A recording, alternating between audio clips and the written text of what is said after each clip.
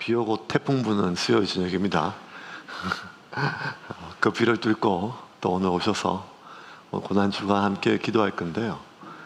오늘 십자가에 대해서 우리가 좀 나눌 거예요. 십자가는 기독교 2000년 동안 하나의 상징입니다.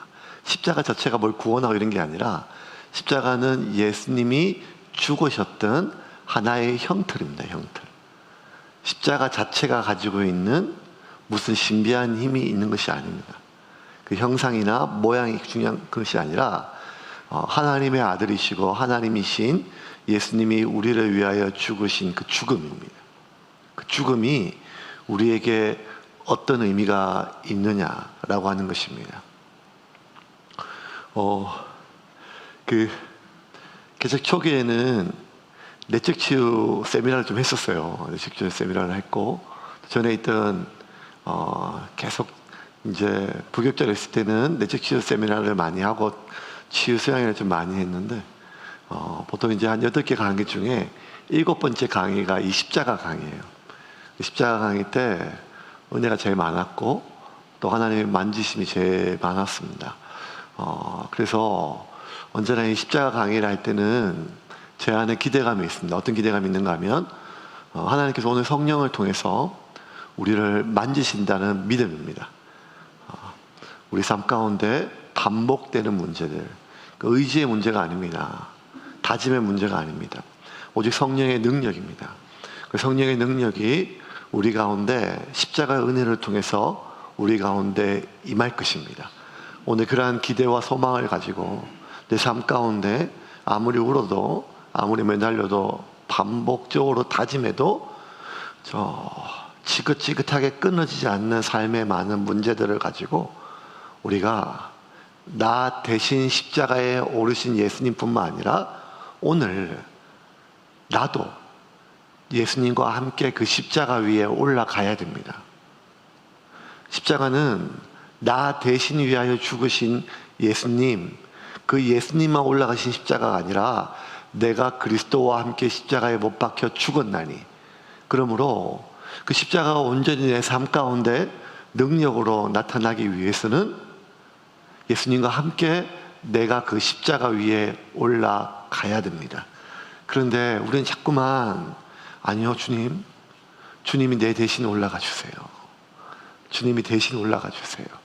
내가 당할 죄, 내가 당할 고난, 내가 당할 수치, 이거 주님이 대신 다 가져가 주세요 라고 하는 반쪽만 붙들고 있습니다. 결국 예수님께서 십자가를 지시고 죽으신 이유는 한 가지예요. 우리가 하나님과 다시 관계를 연결하기 위해서입니다. 우리가 하나님을 안다고 하는 것은 하나님에 대한 지식적이고 하나님에 대한 어떤 그 객관적 사실을 안다, 이런 것이 아니라 하나님과 관계를 맺는다는 것입니다. 이런 관계. 그 기독교 신앙의 핵심은 어떤 가르침을 동의하고 그 가르침이 타당하기 때문에 좋은 가르침이네, 누구든지 남에게 대접받고자 하는 그 마음대로 남을 대접해라, 끊임없이 용서해라, 사랑해라, 뭐 이런 말씀, 맞아, 그게 맞지? 여러분, 이게 아닙니다. 기독교는요, 그 가르침이 맞고 보평 타당하기 때문에 그 가르침을 내가 이해하고 그 가르침을 내가 동의하기 때문에 따라가는 이러한 가르침의 종교가 아닙니다. 기독교는 처음부터 마지막까지 하나님과의 관계입니다. 관계. 하나님과의 관계예요. 그럼 하나님과의 어떤 관계인가 하면 하나님이 우리를 자녀 삼아 주신 거예요. 정확하게 얘기하면 하나님이 우리를 자녀로 입양하신 것입니다. 그럼 입양했다는 말은, 여러분, 우리가 무언가를 입양할 때, 특별히 내 자식으로 입양할 때, 그 생명체를, 그 아이를 우리가 입양할 때 아이고 이뻐라 하면서 평생 그 아이의 이쁘고 내가 기대하는 모습만 가져오는 게 아니라, 하나의 생명체를 입양한다고 하는 것은 그 생명체가 가지고 있는 모든 문제를 다 가지고 입양하는 게 아니겠습니까? 제가 미라의 선교단에 있었잖아요. 장애의 선교단체에 있어서. 장애의 선교단체에 있어서 많은 제 대학 동기들하고 선배들이 계속 그 사역을 하는데요. 이게 너무 힘든 사역이에요. 장애인이 힘든 게 아니라 장애 아이를 낳은 부모가 평생 짊어져야 될 삶의 무게감은 이게 말도 못해요. 그래도 이런 마음이 있어요. 장애 부부는 내 죄다. 내가 낳았으니까 내 죄다. 어떡하겠냐 하면서 평생 나의 모든 삶을 여기에 묶어두는 거예요. 근데 더 기가 막힌 거는요, 그 장애 아이를 입양하는 가정이에요. 그러니까 내가 내 자식을 낳아도 장애 이 아이 때문에 내 삶을 내가 평생 희생할 수 없기 때문에 버리는 게 세상의 풍초인데, 그 장애 아동을요 입양하는 가정들을 볼 때 아니 이거는 신앙으로도 설명이 안 돼요. 신앙으로도.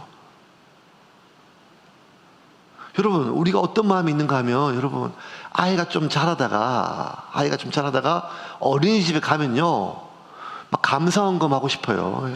해방되었네 죄와 사망의 법에서, 이런 것처럼 엄마들이 저도 꼰대가 이미 됐지만 요즘 왜 젊은 애들이 이렇게 애들을 잘 힘들어 하는지 모르겠어요. 그러니까 신방 가보고 뭐 얘기하면요 애도 울고 엄마도 울고 같이 울고, 막 누가 애고 누가 엄마인지 모를 정도로 막 그냥 뒤죽박죽이 돼가지고, 그러다가 막 애를 어디 맡기면요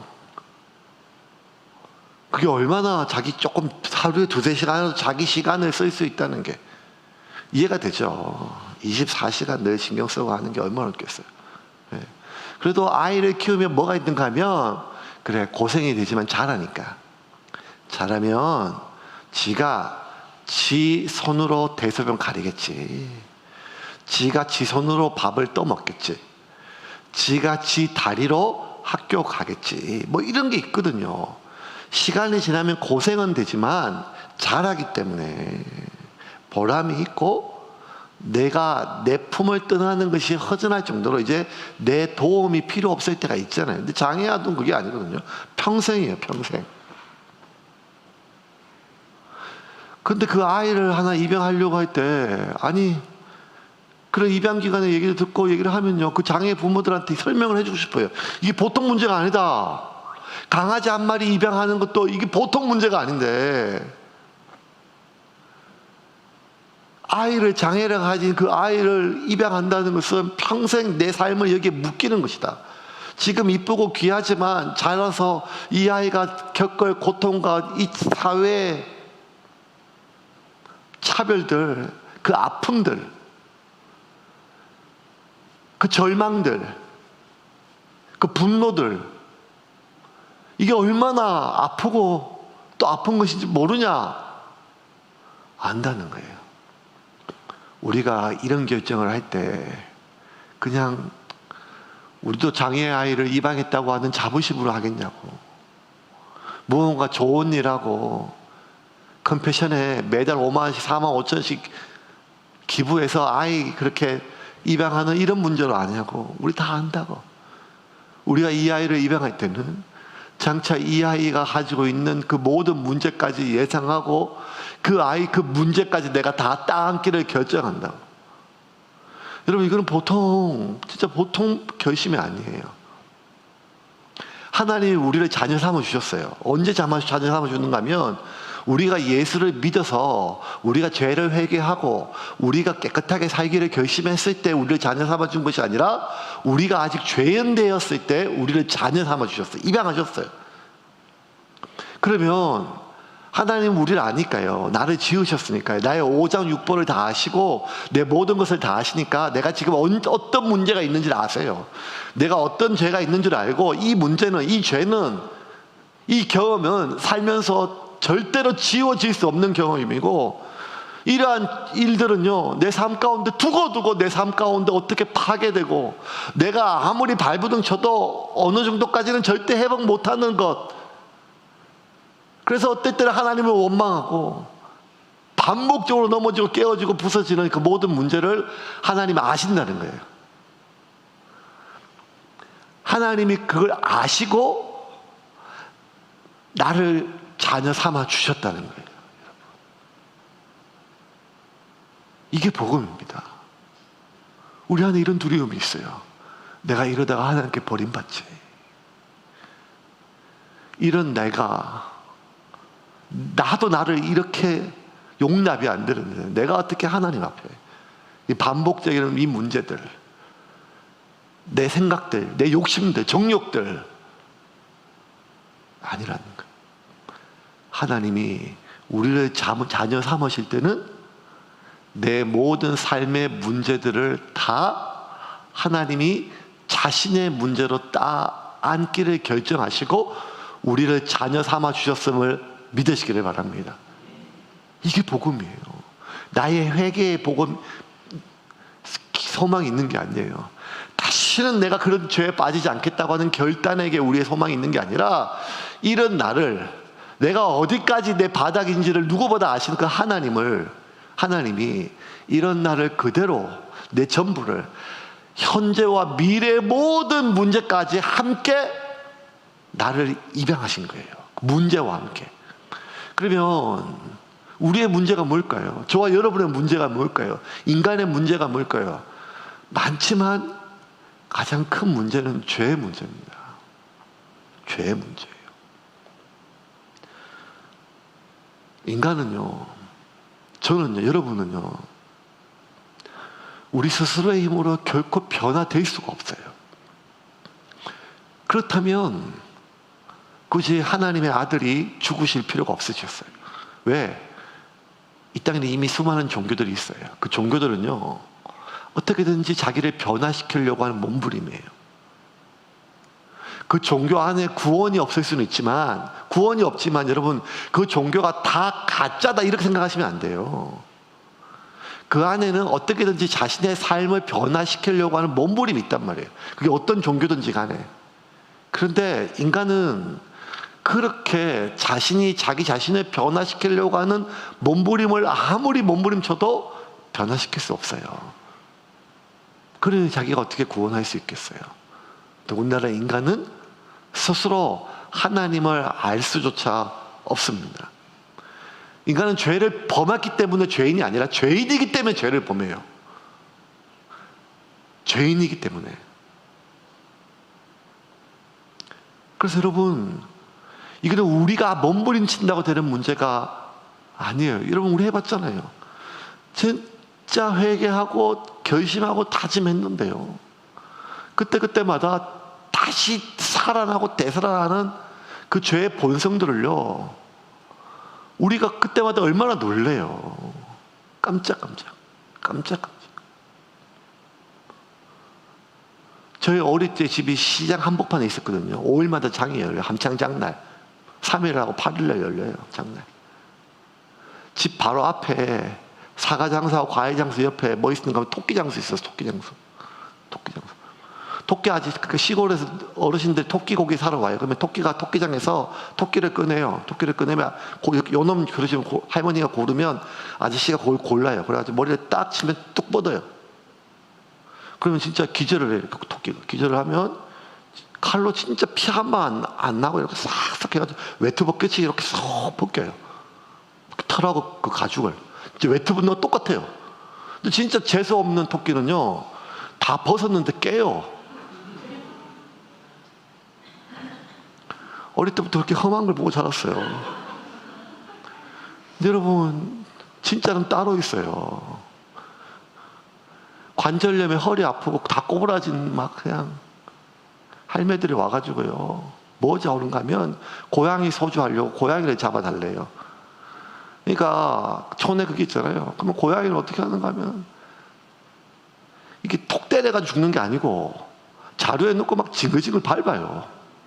고양이가 얼마나 막 소리가 막 그냥 막 악다운을 막 써요. 그래가지고 그래도 막 그냥 막 벽에 패대기를 치고 막 아저씨가 막 고양이를, 독이 올라야 약이 된대요. 이런 말도 안 되는.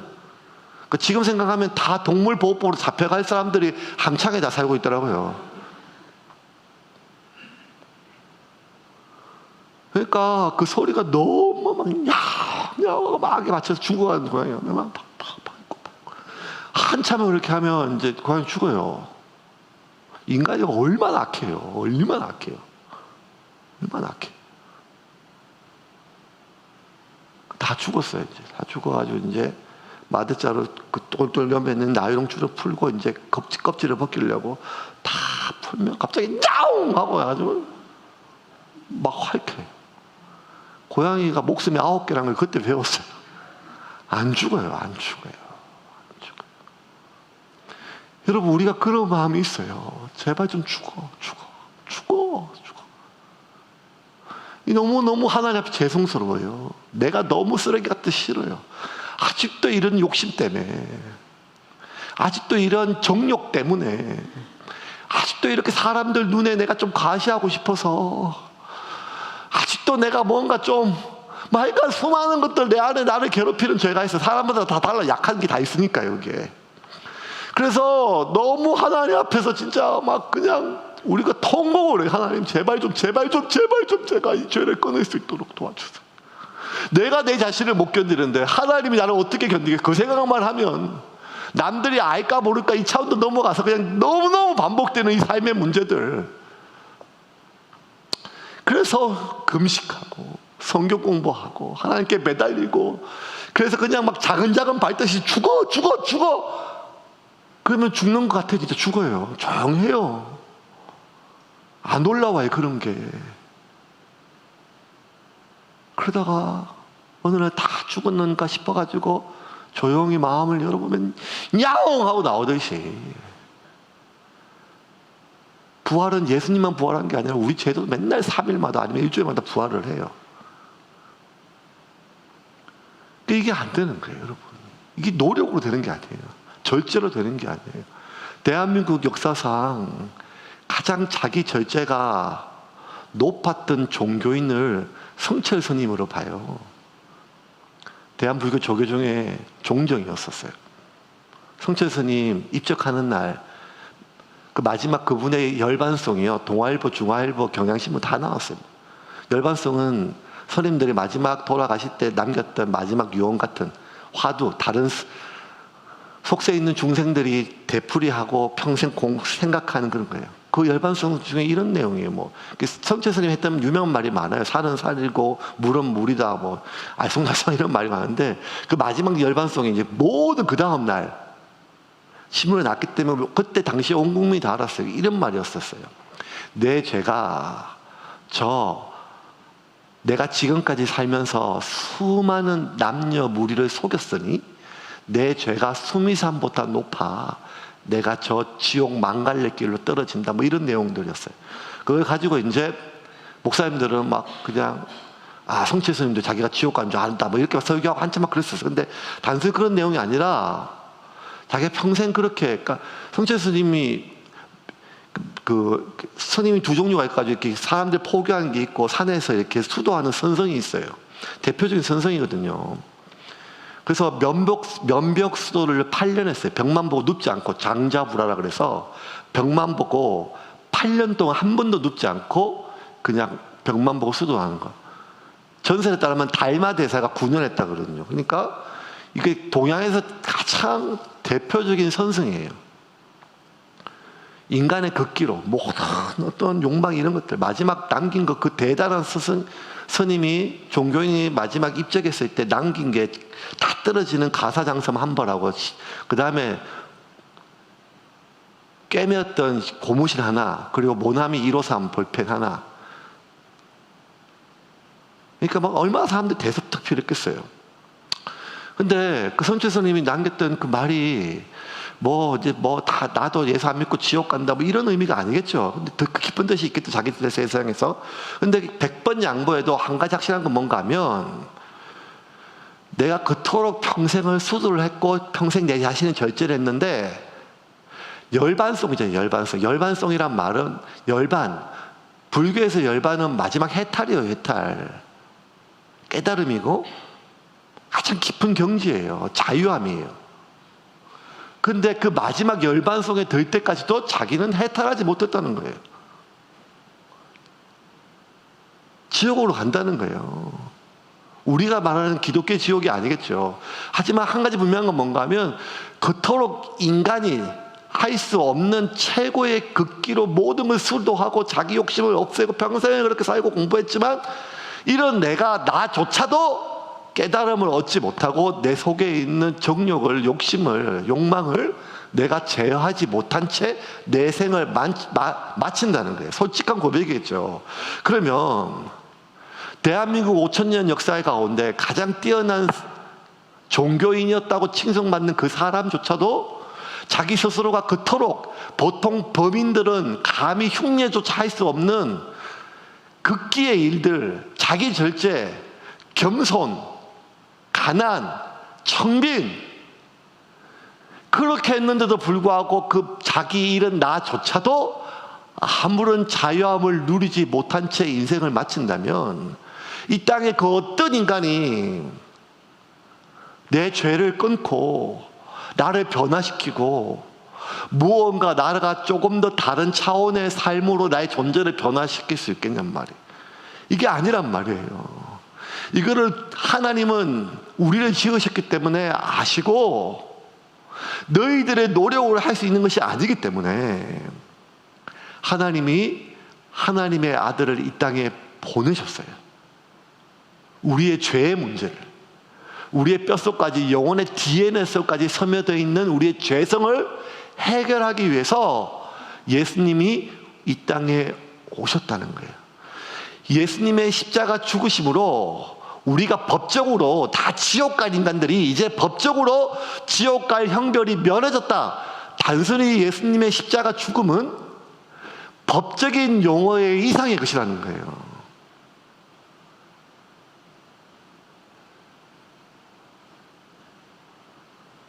예수님이 우리에게 오신 것은 우리가 지옥 가는 것을 막기 위해서 오신 것 맞죠? 아니, 더 정확하게 얘기하면 우리가 지옥 가는 것을 막게 하기 위함이 아니라 예수님은 이 땅에 왜 오셨는가 하면 하나님과 끊어진 우리의 관계를 다시 잇기 위해서입니다. 왜? 인간의 모든 문제는 결국 하나님과 관계가 끊어졌기 때문이에요. 살면서 여러분 대부분 우리 사람 사이의 문제예요. 사람 사이의 문제, 관계의 문제예요. 인간의 고통의 대부분의 문제는 사람과 사람의 문제예요. 그리고 하나님과 나와의 문제예요.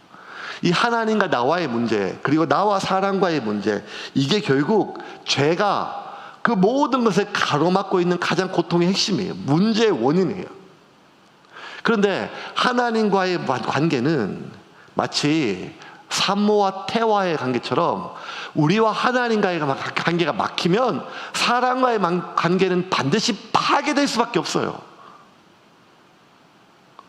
아담이 죄로 말미암아 하나님과의 관계가 끊어지니까 가인이 그가 하나님과의 관계가 끊어지니까 제일 먼저 온 게 뭔가 하면 가장 옆에 있는 가장 사랑하는 피부치를 죽인 일이에요.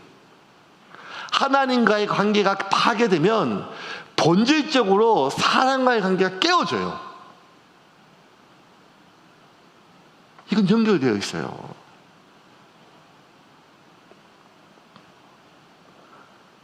또 하나는 사람과의 관계가 깨어진 상태에서 우리가 하나님과의 관계만 온전히 회복할 수도 없단 말이에요. 근데 많은 사람들은 이걸 택해요. 왜냐하면 사람하고 이제 너무 싫으니까요. 용서하기도 싫고 누군가를 믿는 것도 더 이상 싫어요. 이제는 믿고 싶지 않아요. 사랑하고 싶지 않아요. 그냥 여기까지. 내가 너한테 죄를 짓진 않겠어. 너에게 해를 입히진 않겠어. 하지만 여기까지. 아니라는 거예요. 유일하게 예수님께서 우리가 하나님께 예배를 드리고 제사를 드릴 때 조건을요, 형제와 무언가 맺힌 것이 있다면 풀고 오라 그랬었어요. 그래야 하나님 받으신다는 거예요. 우리의 회개나 거룩함조차도 하나님께 예배 드리는 것에 있어서 하나님이 조건으로 걸지 않으셨어요. 그런데 네가 누군가와 막혀 있다면 그것을 풀기 전까지는 하나님께 나아올 수 없다는 거였어요. 그러니까 하나님과의 관계와 사랑과의 관계는 연결되어 있어요. 그럼 여러분, 예수님의 십자가 사건은요, 성전의 휘장이 찢어지면서 우리가 다 하나님께 갈 수 있는 길이, 하나님과의 관계 회복이 열이 있는 것이 진리예요. 하지만 또 하나 뭔가 하면, 예수님은 우리 사이에 막힌 담을 헐기 위해 오셨다는 거예요. 막힌 담을 헐기 위해서. 저와 여러분이, 우리가 우리에게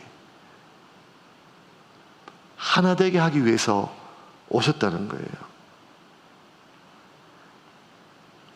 이것을 위해서 예수님은 이 땅에 십자가를 지시고 죽으셨습니다. 그러면 이 십자가가 신학적으로 굉장히 어려움이 있어요. 어떤 어려움인가 하면, 예수님이 우리를 위하여 죽으신 것에 대해서는 이미 아브라함 때부터 하나님께서 모세 이후로부터 구체적으로 예수님이 이 땅에 오시기 1500년 전부터 모세를 통해서 율법을 주셔가지고, 우리 인간의 죄의 삭은 사망인데, 그러면 우리가 죽을 수 없으니까 우리 대신에 흠이 없는 양을 죽여서 그 양에게 우리가 안수하면 우리의 죄가 그게 양에게 흘러가고, 우리의 죄가 흘러갔던 그 양을 죽이면 우리 죄를 사함받는 그 제사법을 우리에게 주심으로, 이미 예수님의 죽으심은 그 보잘것없는 한갓 미물에 불과한 그 짐승조차도 그 짐승의 머리에 손을 얹고 우리가 기도하면 내 죄가 그 짐승에 흘러가, 내 죄가 흘러간 짐승의 죽음으로 말미암아 내 죄가 용서를 받았다면, 그 짐승 정도가 아니라 창조주 하나님이시고 하나님의 유일한 아들 예수 그리스도가 나를 위하여 그 어린 양 희생 제물이 되어서 그 예수님의 머리에 내가 안수하고 내 죄가 그에게 흘러감을 믿고, 그 예수님이 내 대신 그 어린 양이 되어 희생양이 되어 제물이 되어 죽으면 우리의 죄가 용서받는다고 하는 것은 어쩌면 하나님이 우리에게 주셨던 유일한 구원의 길이에요. 그러면 이거예요.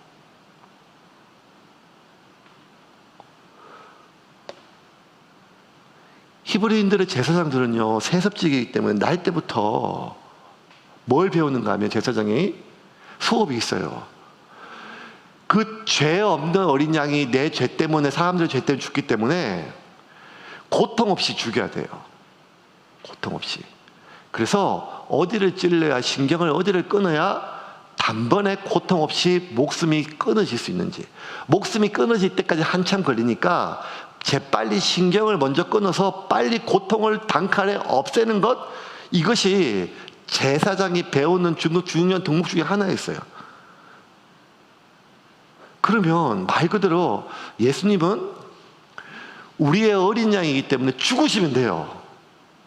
그런데 왜 예수님은 하나님의 한낱 미물에 불과한 그 양도 단 1초 만에 고통 없이 죽이기 위해서 수천 년 동안 그 제사장들에게 훈련시켜 놓고, 왜 당신의 아들은 죽이실 때 단 한 번의 고통이나 목베임이나 찔림이 아니라 그 긴 시간 동안 밤새도록 채찍에 맞으셔서 온 피부가 벗겨지고 뼈가 드러날 정도로 고통당하고 골고다 오르시고 양발이 어그러지고 온종일 떼약볕에 그 벗겨진 피부 사이에 피가 다 흘러나오고 옆구리 창이 찔리고, 이 수많은 모든 과정들은 인간이 겪을 수 있는 모든 고통을 그 단시간 내에, 최대한 단시간 내에 인간이 고통을 겪을 수 있는 그 극한의 모든 고통을 당하게 했다는 거거든요.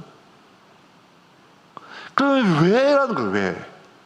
그냥 죽이시지 왜 이토록 고통스럽게 했냐는 거예요. 예수님도 그걸 싫어하셨어요. 아니, 두려워하셨어요, 예수님이. 그래서 마지막 순간까지 하나님께 빌었잖아요. 아버지, 내가 이거 안 했으면 좋겠습니다. 아버지, 이거 안 했으면 좋겠습니다.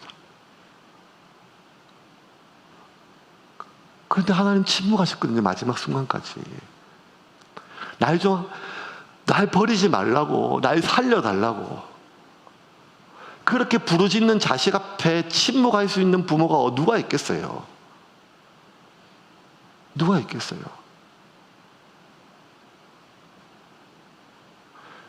영진이 군대 집어넣을 때 제가 계속 웃었거든요. 놀리면서. 아빠도 안 갔는데 너는 재수가 없어서 가네? 말도 안 되는 얘기죠. 철이 없으니까. 엄마는 계속 막 옆에서 걱정이 많이 돼서 슬프고 갔는데. 마지막 순간까지 했더니 논산에 막 사람들이 막 많고 엄마들이 막 울고 애들도 막 또 가는데 영진이 씩씩하게 계속 막 희죽희죽거리고 이제 막 그냥 고맙게 그렇게 갔어요. 가가지고. 근데 이제 약간 어느 타임에 제가 약간 울컥했는가 하면 그 이제 마지막 연병장에서 이제 이렇게 바리케이트 이렇게 줄 같은 게 쳐지고 그 안에는 이제 부모가 못 가요. 그 밖에. 그게 마지막 이별이에요. 근데 어떤 애들은 막 컨저를 하기도 하고 막 그렇게 하는데 그냥 우리는 영진아 아빠가 2시까지 못 기다리니까 빨리 들어가. 그냥 그 PX 가고 군대 안에 PX가 있더라고요. 저는 군대 PX를 한 번도 안 가봤으니까 그거 가보고 싶더라고요. 그래서 아빠 PX 가봐야 되니까 빨리 들어가. 그러니까 그러니까 이제 막 영진이가 이제 그냥 살아서 웃으면서 뭐 엄마 잘 갔다 올게 괜찮아 뭐 하면서 가는데 쏙 들어가는데 뒤를 한번 싹 돌아보는데 한번 웃는데 얘가 얼굴이 약간 그 찰나에 찰나 진짜 찰나예요.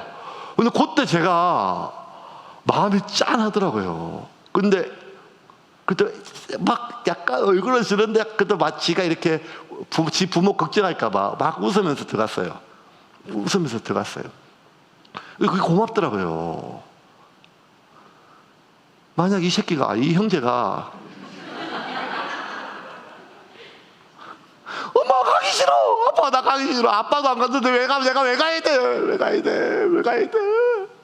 나 가면 죽을 거야! 하고 막 이러고 막 그냥 만약에 그랬다면 막 울면서 가기 싫어 울면서 그래서 간다면 제가 얼마나 마음이 그래도 밀어넣는다는 게 얼마나 그렇겠어요. 이렇게 그게 그래도 지가 조금 웃어주려고 하는 게 너무 고맙더라고. 지도 뭔가 복잡할 건데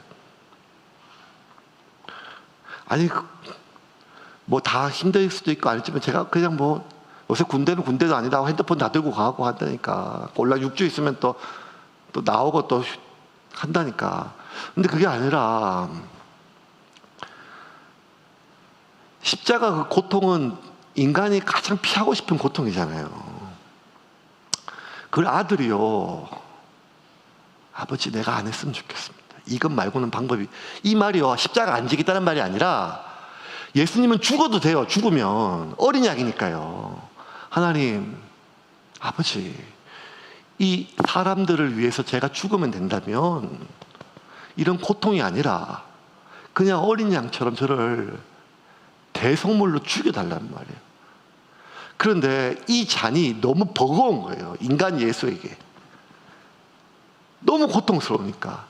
그래서 하나님 다른 길을 달라고 꼭 이렇게 해야 되냐고. 아들이 아버지께 매달렸어요. 성자가 성부에게 매달린 게 아니라 아들이 아버지께 매달렸어요. 그런데 아버지가 그냥 몰아넣었어요. 침묵하시고. 마지막 한 모금 호흡조차 고통스러워서 아버지 나를 왜 버리십니까? 라고 했을 때 그 아들이 아버지에 대한 절규였거든요. 그러면 왜 이거였어요? 왜 이렇게 고통을 당해야 돼? 이 말이에요. 이게 난제였어요. 신학자들이. 어떤 난제인가 하면 기독교 2000년 역사 가운데 수많은 난제들이 있어요. 노아의 방주에 공룡이 들어갔냐 말았냐, 왜 에덴 동산에 선악과를 만드셔서 하나님께서 인간의 타락을 방조하셨는가, 뭐 이 수많은 그 난제들이 있는데 지난 2000년 동안 기독교 신학자들 똑똑하니까 이 문제를 다 풀었는데 거의 다 풀었는데 여전히 해결되지 않는 조금 더 전혀 진척되지 않는 하나의 가장 큰 질문이 있어요. 모든 인간들이 하는 질문. 이게 뭔가 하면 하나님은 사랑의 하나님이신데 왜 인간의 고통을 허용하시는가? 인간이 왜 고통을 당하는지 알겠다. 죄 때문에, 자신의 선택 때문에, 사탄 때문에. 오케이. 하지만 그 하나님 막으실 수 있지 않냐? 인간의 고통이 하나님이 일부러 벌 주시는 건 아닌 걸, 이 고통을 직접 주신 것은 아닌 걸 내가 100번 양보해서 알겠지만 하나님이 왜 인간이 그토록 고통당하는 것을 허용하신다는 거예요. 왜? 그러면 여러 가지 수많은 신학적 질문이 해답이 있어요. 근데 이게 왜 해답이 안 되는가 하면 그 고통 속에 있는 인간에게는요, 그 설명이 도무지 설명될 수 없어요. 대표적인 게 욥이에요. 욥. 동방에서 이 땅에서 제일 믿음이 좋았어요. 하나님이 사탄에게 자랑했잖아요. 그런 욥조차도 자식이 있고 재물이 있고 건강이 이러니까 하나님 원망했잖아요. 그런 욥에게 이거 나중에 너에게 더 많은 재물 주기 위함이야, 너를 높여주기 위함이야, 하나님 뜻이 있어, 하나님 공의가 있어, 하나님 섭리가 있어, 이런 게 무슨 뭐 의미가 있냐 이 말이에요. 왜냐하면 소설가 박완서씨, 한국에 만약에 노벨상을 받는, 문학상을 받는다면 박완서씨 받는다고 사람들 그렇게 얘기할 정도로 그 많은 문학작품, 그 문학작품 속에 인간의 모든 희노애락을 얼마나 많이 녹여냈었어요. 그 안에 기쁨도 있고 슬픔도 있고. 근데 정작 이 박완서 씨가 인간의 고통을 이해한 거는 자기 25살짜리 의사 아들이 갑자기 죽었을 때요, 사고로. 한 말씀만 하옵소서라고 하는 에세이, 자기 일기를 써서 출간했는데 그 내용은 이거예요. 소설에서 그렇게 인간의 그 고통과 슬픔을 내밀하게 깊이 있게 다 적었는데 다 가짜라는 거예요. 왜냐하면 고통은 내가 당했을 때기 내 진짜라는 거예요. 내가 정작 내 자식이 그때 인생이 다 끝나고 멈추고, 가톨릭 신자거든요.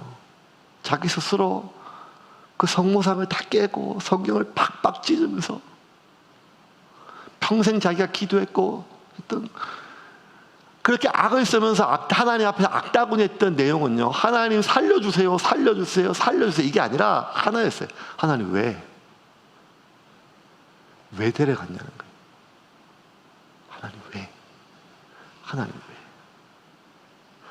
여러분, 우리의 고통의 한가운데 속에서 인간의 고통은 다 각자 자기가 당하는 고통이 아프잖아요.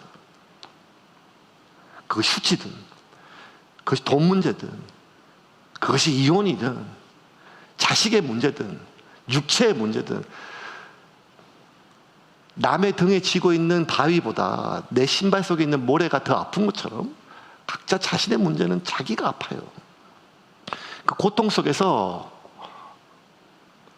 하나님 왜? 라고 하는 질문은 지난 2000년 동안, 수천 년 동안 하나님 앞에 얼마나 많은 고통 가운데 하나님께 사람들이 질문했던 거예요. 그가 믿음이 좋든 나쁘든. 하나님 왜? 근데 하나님이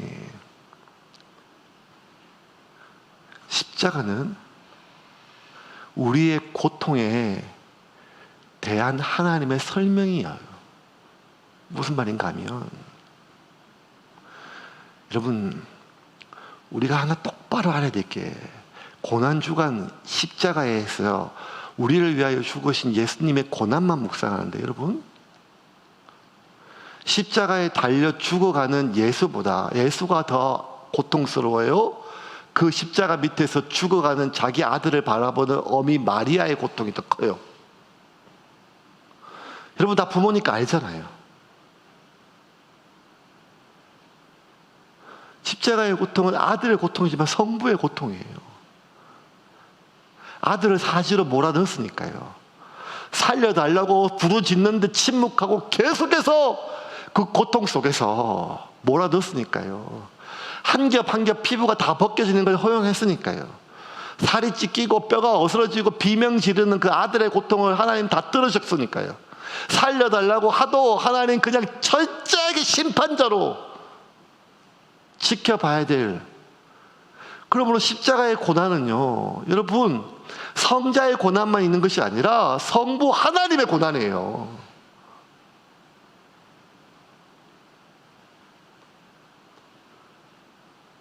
하나님이 할 수 있는 게 하나도 없어요. 왜? 예수를 살리면 인간이 죽어요. 인간을 살리려면 예수가 죽어야 돼요.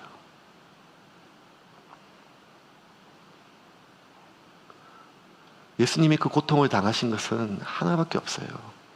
하나님은 우리의 고통에 설명하지 않고 우리의 고통에 동참하신다는 거예요.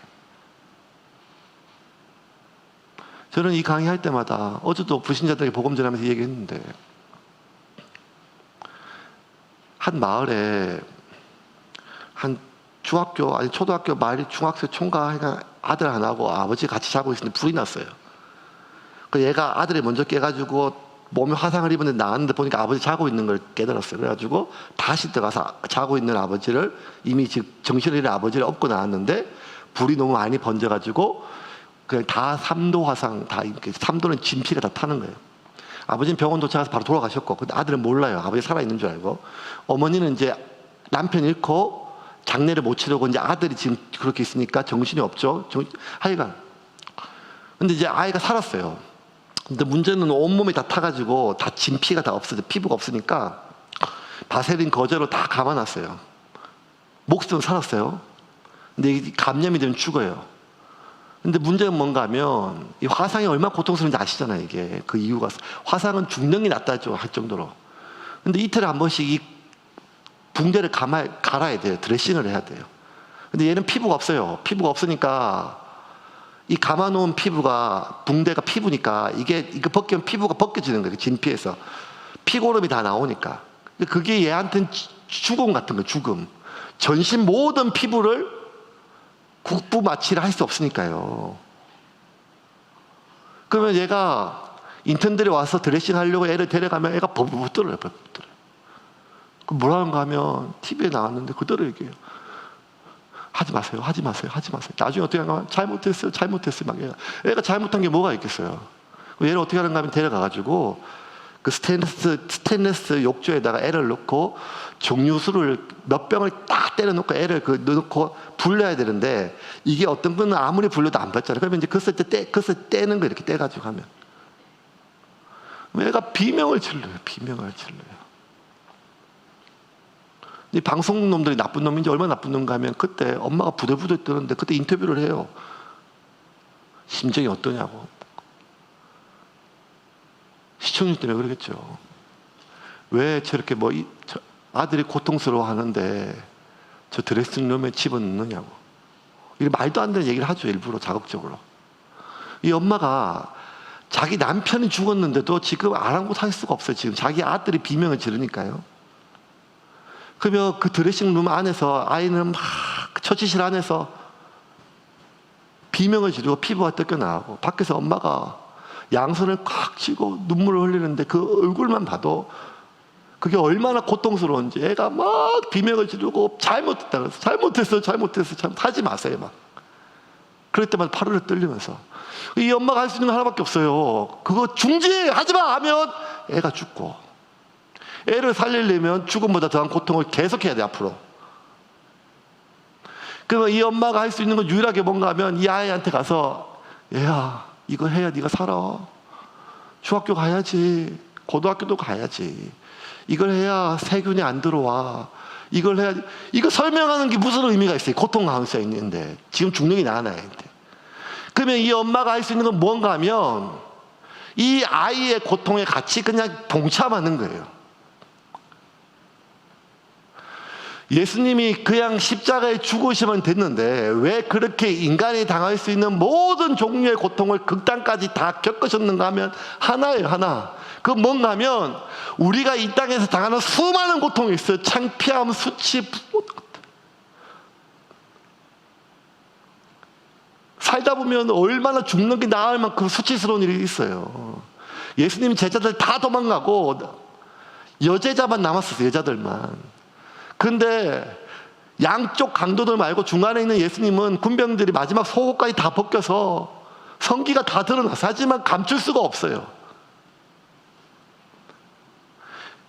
예수님이 당하는 모든 고통은 그 수치든 고통이든 육체적 고통이든 정신적 고통이든 그 모든 것은 하나예요. 그 뭔가 하면 하나님은 우리의 고통을 설명하지 않으세요. 설명이 필요 없기 때문이에요. 우리의 고통이, 하나님 왜 이러십니까? 나한테, 우리한테, 내 자식한테 라고 하는 질문 속에 하나님은 우리에게 설득하거나 설명하지 않고 우리가 당하는 고통에 동참하세요. 동참하세요. 같이 아파하시고. 그러므로 여러분, 내가 예수님을 인격적으로 만난다, 내가 예수님을 십자가에서 만난다, 이 말은 무엇인가 하면, 내가 가장 힘들었던 그 순간, 내가 가장 아팠던 그 순간, 내가 가장 지옥 같은 그 시간, 아무도 없었고 아무도 몰랐던 그 시간, 진짜 나 혼자뿐이라 여겼던 그 시간, 그래서 너무 한스럽고 억울했고 원망했던 그 시간, 그 시간에 우리가 믿음의 눈으로 나와 함께 계신 예수님을 보는 거예요. 주님이 그렇게 말씀하시니까요. 내가 너와 함께 했다. 왜 그런 고통을 당했는지 지금은 설명할 수 없지만, 내가 너의 고통에, 너의 아픔에 함께 했다는 거예요. 그것이 지난 2000년 동안 예수를 그리스도로 구원자로 믿는 수많은 그리스도인들의 삶의 가장 큰 위로였어요. 하나님이 나의 고통에 동참하신다는 거예요. 함께 한다는 거예요. 이게 설교나 교리나 가르침이 아니라 믿음으로 경험되어지는 거예요. 그 순간, 그 상황 속에 주님이 나와 함께 하셨다는 거예요.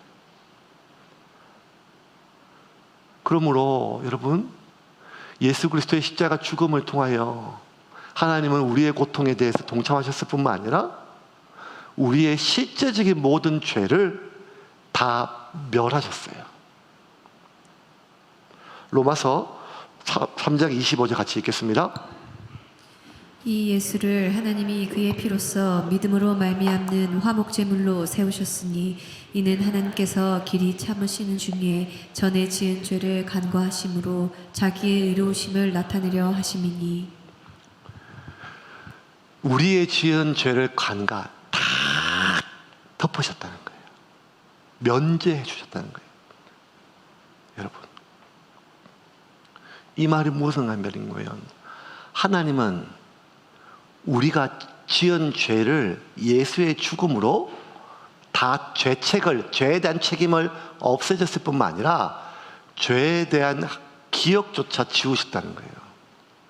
하나님이 잊을 수는 없죠. 하나님은 사람이 아니니까.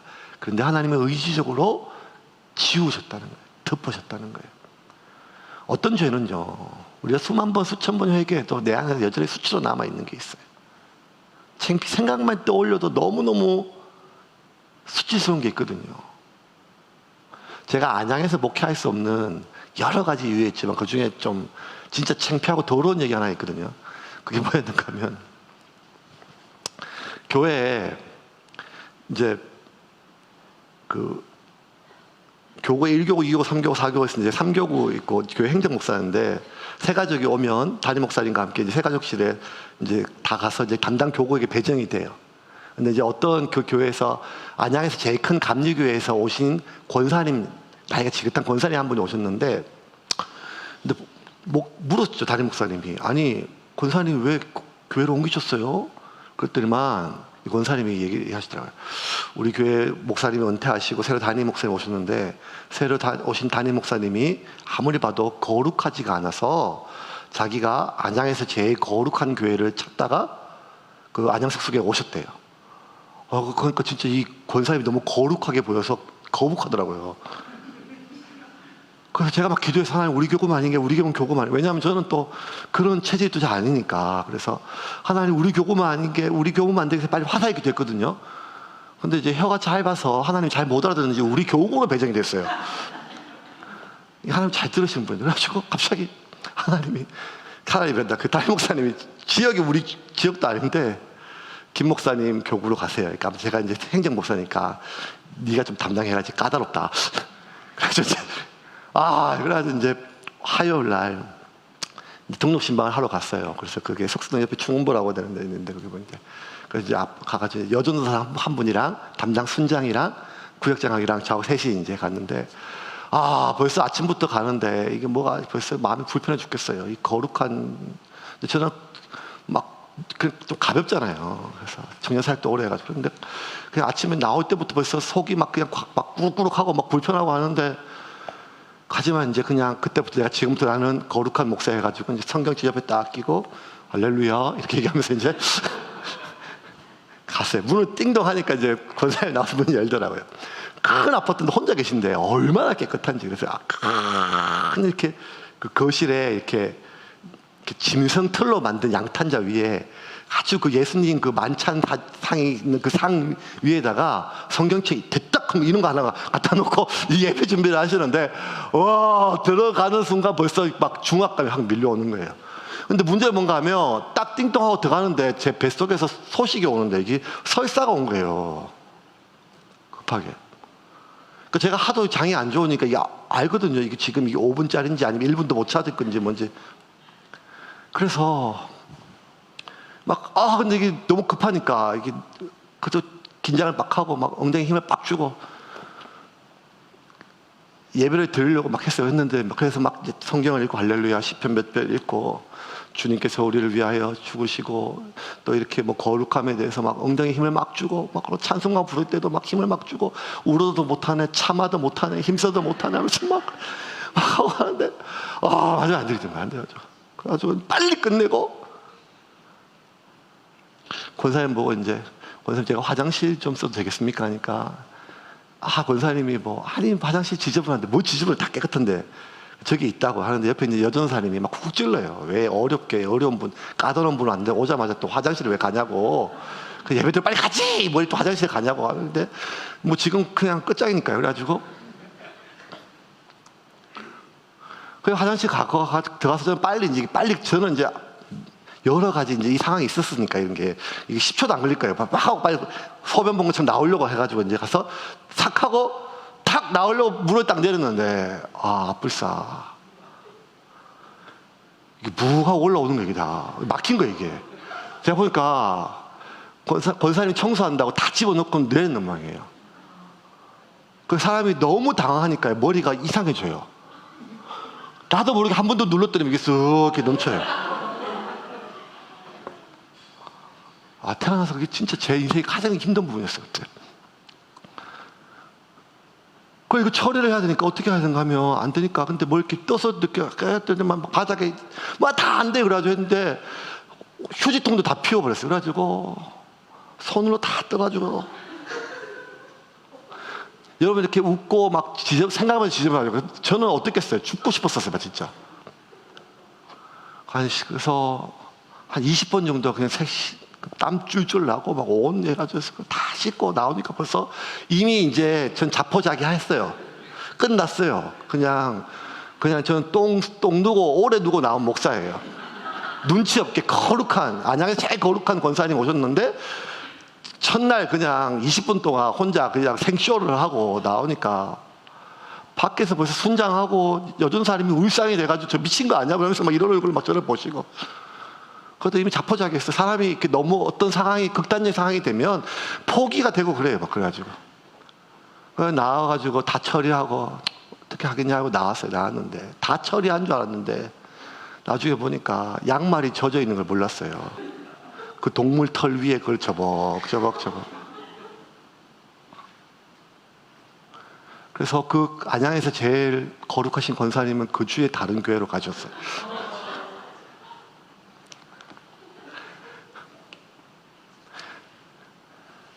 제가 이런 얘기는 진짜 내적 치유 수양회 때만 해요.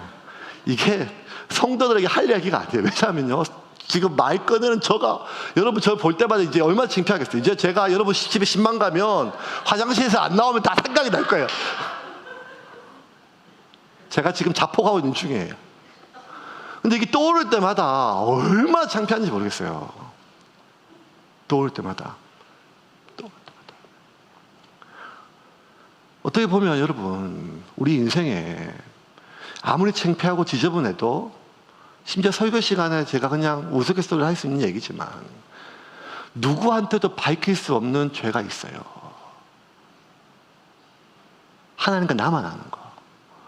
회개했어요. 용서하셨어요. 하지만 그 기억이 없어지지 않아요. 내가 알잖아요. 내가 어떤 인간이었는지. 내가 어떤 인간이었는지. 근데 하나님 우리에게 이렇게 말씀하셨어요. 동이 서에서 먼 것처럼 내가 내 죄를 기억하지 않겠다. 내가 네 죄를 기억하지 않겠다. 이 말씀은 하나님이 기억에서 지우겠단 말이 아니라 네 죄를 내가 다 덮겠다는 거예요. 우리가 기가 막히게 아무한테도 얘기하지 않았기 때문에 덮여있는 게 아니란 말이에요. 누구도 알지 못하게 내가 잘 감췄기 때문에 덮은 게 아니란 말이에요. 하나님이 다 덮어주셨다는 거예요. 왜냐하면 자식의 수치는 아비의 수치거든. 하나님은 우리의 수치를 덮어주세요. 우리의 수치를 덮어주세요. 그러므로 여러분, 우리는 단순히 어떤 죄에 대한 책임으로부터만 벗어난 것이 아니라 그 죄에 대한 모든 수치까지 하나님이 우리를 덮어주셨음을 믿으시기를 바랍니다. 때론 드러날 수도 있어요. 때론 사람들에게 알려질 수도 있어요. 하지만 여러분, 하나님은 우리의 모든 삶의 수치를 덮어주고 계십니다. 당신의 아들이 그 마지막 부끄러운 순간까지, 속옷이 벗기는 순간까지도 하나님 아무것도 하지 않았지만 그 주님의 창피를 당하심으로 말미암아 하나님 우리의 수치를 덮기 위하여, 예수님은 자신의, 인간이셨던 그 예수님은 자신의 가장 부끄러웠던 그 수치를 드러내셨던 것은 우리의 수치를 덮어주시기 위함입니다. 그러므로 여러분, 사탄이요 끊임없이 우리에게 괴롭혀요. 그 드러날 수 있다, 드러날 수 있다. 아닙니다. 여러분, 하나님이 우리의 죄의 문제를 해결해 주셨을 뿐만 아니라 우리의 수치를 덮어주실 줄을 믿으시기를 바랍니다. 그러므로 여러분, 그거 안 이루어졌다고 너무 창피하지 마세요. 이거 안 될까봐 안달하지도 마세요. 인생 끝나는 게 아니에요. 이거 사람들이, 교회 사람들이 다 알까봐 두려워하지 마세요. 하나님 우리를 지키시고 보호하십니다. 그래서 여러분, 우리는요 그리스도 안에서 좀 더 깨끗한 존재가 아니라 완전히 새로운 존재가 되었어요. 누구든지 그리스도 안에 있으면 새로운 피조물이라. 이전 것은 지나갔으니 보라 새 것이 되었도다. 여러분, 이게 좀 더 깨끗해진 게 아니라 완전히 새 것이 되었다는 거예요. 새 것이. 제가 비록 21살 때부터 전도사를 했지만 삶 가운데 수많은 저만 알고 있는 그 죄의 흔적들, 제 반복되는 제 삶의 문제들, 가정의 문제들, 제 끈적끈적한 인간의 높아지고 성취하고 인정받고 싶은 욕망들, 하나님이 아닌 사람들에게 비굴해지고 싶은 그 마음들, 이 많은 것들이 있어서 여러분, 이게 늘 회개해도 내 안에 무언가 여전히 과거에 있는 죄와 상처들이 지금도 내 삶 가운데 남아서 나를 얽매는 것처럼 착각 속에 빠질 때가 얼마나 많은지 모릅니다. 내적 치유, 남들은 치유하고 회복하고 상담하지만 정작 내 자신의 문제 하나 해결하지 못해서 꺽꺽대거든요. 하루는요 꿈을 꿨는데, 꿈을 제가 한참 막 상담받고 제가 정신분석 받을 때예요. 근데 그때는 이제 꿈이 무의식을 해석하기 때문에 상담사 만날 때 얘기해야 되기 때문에 의식이 돌아오면 꿈은 사라지니까, 휘발되니까 그 머리맡에 이렇게 메모지를 넣고 꿈을 기록해요. 하루는 어떤 꿈을 꿨는가 하면, 저희 어머님이, 꿈의 꿈, 이게 실제가 아니라 저희 어머님이 어릴 때 그게 안방에서 다 같이 밥을 먹는데 어머님이 기분이 좋았는지 돼지고기를 몇 근 끊어가지고 김치하고 해가지고 제가 좋아하는 제일 좋은 김치찌개를 부엌에 정지해서 막 만드시는 거예요. 냄새 맡고 벌써 너무 좋은 거예요. 좋아가지고 안방에서 막 형제들하고 기다리고 있는데 어머님이 김치찌개 끓고 갔는데 뭐 어디다 끓여왔는가 하면 노쇠로 된 요광에다 끓였어요. 그 요광이 얼마나 더러운지 요광 써봤기 때문에 알거든요. 그게 요광 담당이 저였기 때문에, 막내니까 그 버리고 휘 젓고 하는 것들. 그래가지고 갑자기 막 엄마 이게 뭐야, 이 더러운 것도 왜 이렇게 끓였어? 그러니까 저희 어머님이 이렇게 하더라고요. 야야, 걱정하지 마라. 내가 퐁퐁으로 2번 넣고 하이타이로 3번 씻었다. 여러분, 퐁퐁으로 2번 씻고 하이타이로 3번 씻으면요 밥그릇보다 깨끗한 거 아시죠? 깨끗하잖아요. 저희 어머님이 그렇게 깔끔하게 하신 분이 아니거든요. 그러니까 퐁퐁으로 2번 씻고 하이타이로 3번 씻으니까 완전히 멸균이죠. 그러면 제가 이제 그때 엄마가 퐁퐁으로 2번 씻고 하이타이로 3번 씻었어? 깨끗해졌네? 하고 먹었을까 안 먹었을까요? 안 먹죠. 왜냐하면요, 그래도 요강은 요강이잖아요. 좀 더 깨끗해진 요강이에요. 근데 화면이 또 바뀌었어요. 꿈이니까요. 어머님이 이번엔요, 똑같은 반찬이 아니라 다른 반찬을 막 제사상 차리듯이 했는데, 노쇠로 만든 제사상에 오른 육이 있거든요. 그 노쇠로 만든 거기다 다 음식을 차려왔어요. 엄마 이거 왜 뭐야, 어디서 난 그릇이야? 그때 엄마 얘기하더래. 야야, 그 노쇠 갖다 줬더니만 저 용광로에 녹여가지고 이 그릇을 만들어 준다라. 그래서 제가 그걸 보니까 진짜 노쇠로 만든 그릇이에요. 그걸 보고, 아니 엄마, 아무리 그래도 녹여봤자 요강이 요강이지 하고 안 먹었을까요? 아니면 먹었을까요? 먹죠. 왜냐하면 여러분, 요강은 씻으면요, 물리적 변화예요. 물리적 깨끗하게. 근데 완전히 녹여가지고 새로 만들면 화학적 변화예요. 완전히 새 거예요. 분자 구조가 바뀌어요. 분자 구조가. 불에 그 1000도의 온도에 넣고 새로 돌리면 그 용광로가 아무리 더러웠던 요강도 밥그릇으로 바꿀 수 있다면, 세상을 창조하신 예수 그리스도의 보혈이 내 삶 가운데 내 영혼 속에 뿌려진다면 우리는요, 좀 더 깨끗한 존재가 아니라 완전히 새로운 피조물이 되는 거예요. 그런데 많은 사람들이 회개했음에도 불구하고, 그리스도 안에 새로운 삶을 살았음에도 불구하고 지나온 삶의 기억들 속에 매여서 자기를 좀 더 깨끗한 걸레로 생각해요. 자기를 좀 더 깨끗한 요강으로 생각해요. 그래서 뭔가 조금이라도 자신의 옛날 모습이 드러나면, 자신을 바라보는 사람들의 태도가 조금이라도 옛날의 무엇이 드러난다면 그냥 여전히 나는 이 문제 해결하지 못하고 좀 더 깨끗한 걸레, 좀 더 깨끗한 요강으로 여긴다는 거 아니란 말이에요. 여러분, 내가 알지 못해서 그렇죠. 여러분, 예수 그리스도의 보혈의 능력은요, 우리를 죄를 씻는 것, 죄를 옆에 있는 묻은 죄를 씻는 게 아니라 우리를 완전히 녹여서 새로운 피조물로 만드는, 새로운 피조물로. 보라, 이전 것은 지나갔으니. 우리가 깨끗해졌다는 게 아니라 완전히 변화되었다는 거예요. 변화. 내가 인지하지 못해서 그래요. 내가 감지하지 못해서 그래요. 왜냐하면 내 옛사람의 기억 때문에. 근데 여러분, 저와 여러분은 완전히 새롭게 변화되었어요. 예수님의 보혈은, 주님의 십자가의 죽음의 능력은 실제로 상징적으로 우리의 죄를 대신 지시고 죽은 게 아니라 예수의 죽으심으로 말미암아 우리가 완전히 새로운 피조물이 되었다는 거예요. 그래서 여러분, 우리는요, 죄를 씻을 뿐만 아니라 죄를 이길 수가 있어요. 왜? 우리 안에 예수의 보혈이 흐르기 때문이에요. 예수의 보혈이 흐르기 때문에. 어떤 상처든지 어떤 아픔이든지 어떤 과거의 실패든지 간에 단지 그것을 위로받는 데 끝나는 것이 아니라 그 과거가, 그 상황이, 그 상처가 파괴되었던 삶이 아니라 새로운 삶으로 우리를 변화시킬 수 있어요.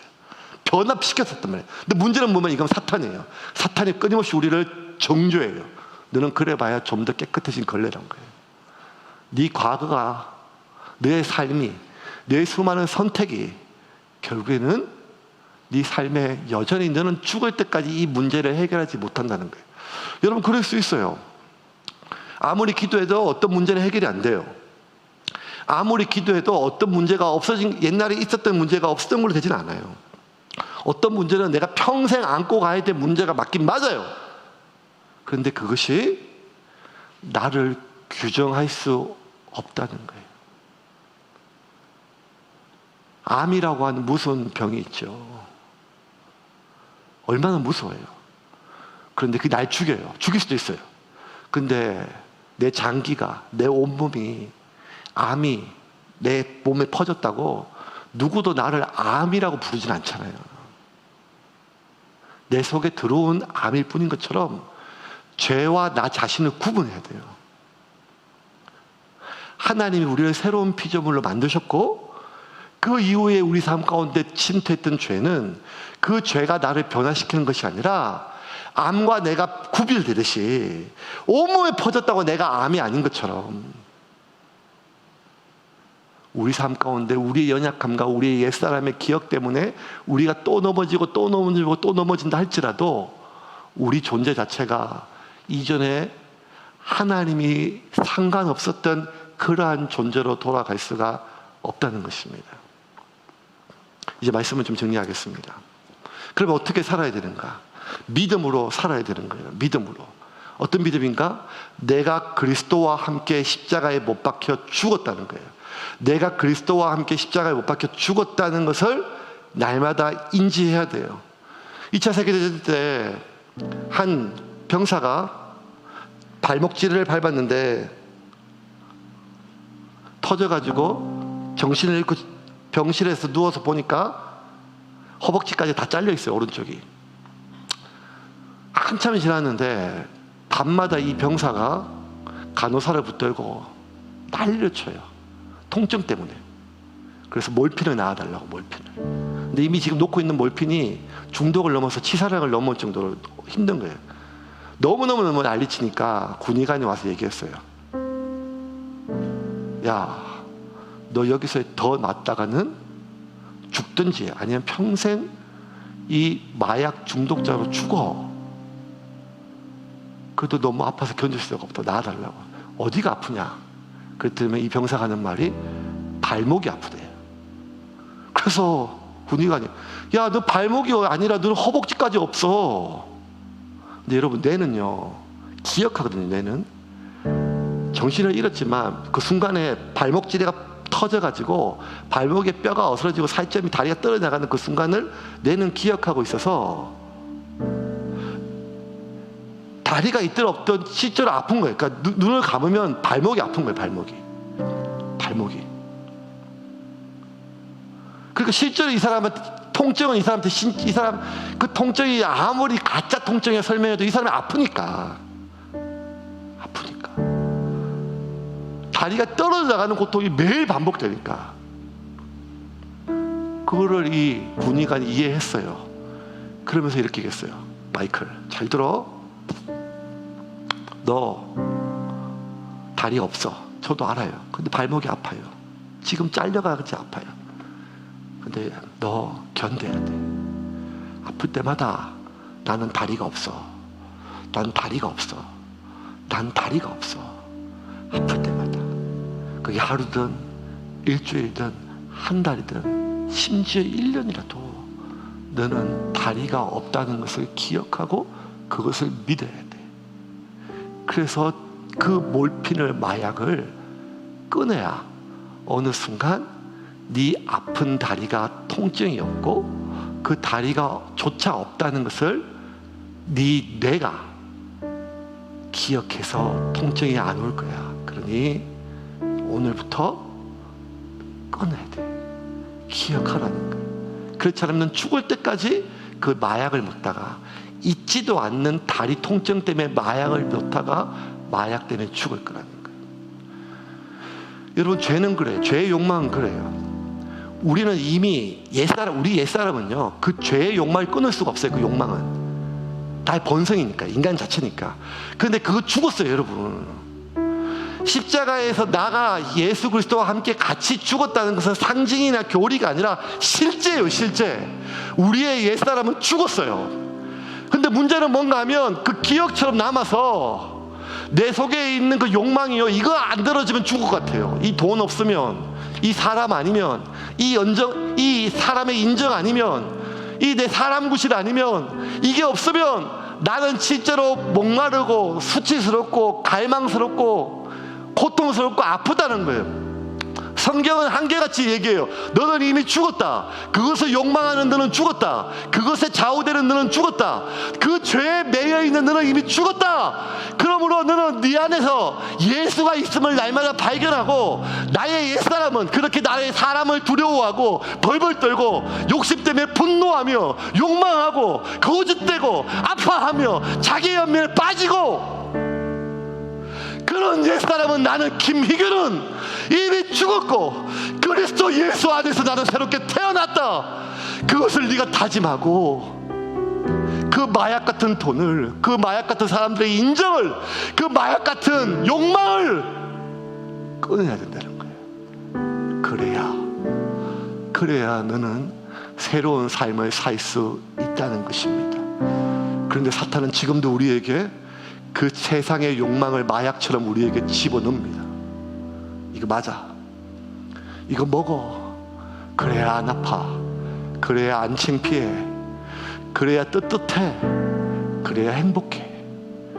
여러분, 예수 그리스도 안에 십자가를 상징으로 기억하는 그리스도인과 날마다 십자가를 능력으로 살아가는 그리스도인은 삶의 차원이 완전히 다릅니다.